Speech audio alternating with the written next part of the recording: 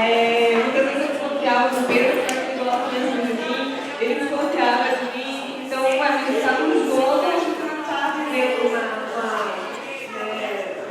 um simples dia a dia. Então, era muito difícil.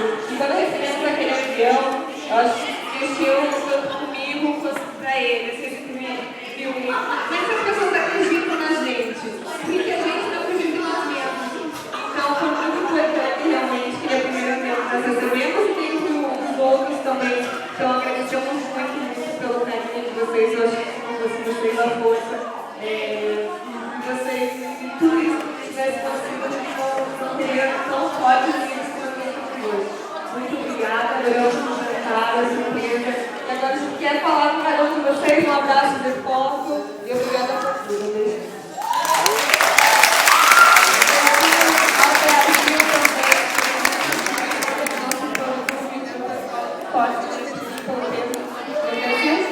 Em todo o mundo inteiro. Obrigada. Sim, o Brasil! Valeu! Obrigada. A gente queria pedir agora para vocês mandarem um beijinho aqui, porque essa câmera é a câmera da TV, nós estamos fazendo gravação.